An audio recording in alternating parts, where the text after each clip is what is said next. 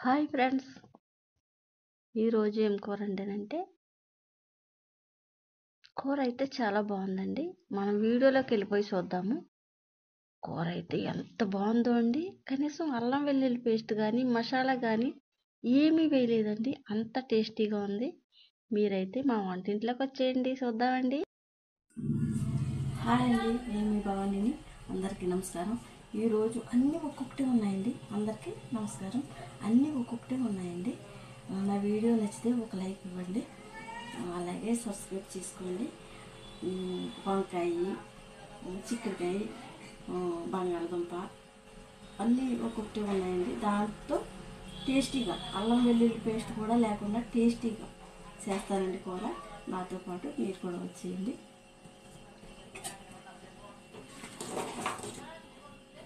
మట్టి దాంట్లో ఉంటానండి.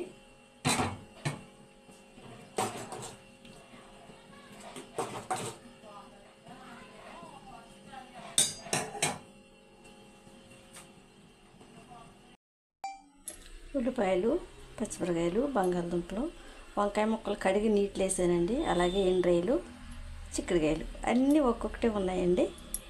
దీంతో అల్లం వెల్లుల్లి పేస్ట్ కూడా లేకుండా నేను ఎలా చేస్తానో చూసేద్దామండి. మా ఇంటింట్లోకి మీరు కూడా వచ్చేయండి నాతో పాటు.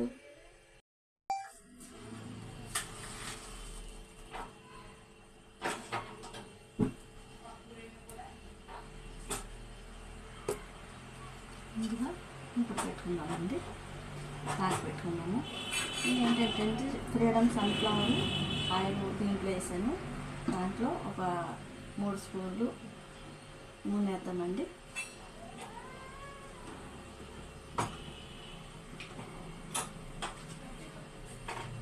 వీడియో మాత్రం పూర్తిగా చూడండి. పూర్తిగా చూస్తేనే మీకు అర్థమవుతుంది. వీడియో మాత్రం పూర్తిగా మాత్రం చూడండి.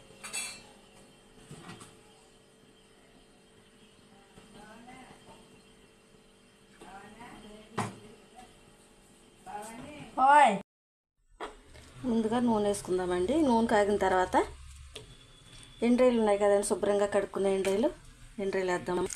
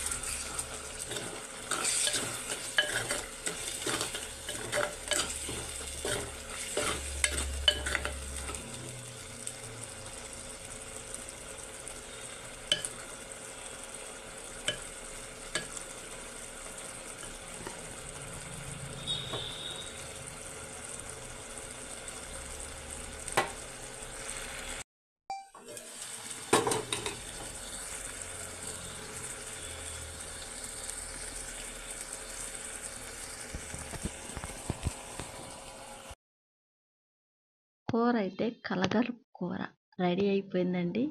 కలగలుపు కూర అని ఎందుకన్నానంటే చిక్కుడుకాయ, బంగాళదుంప, ఎండ్రాయిలు, వంకాయ ఇవన్నీ వేసాను కదండి, అందుకోసం.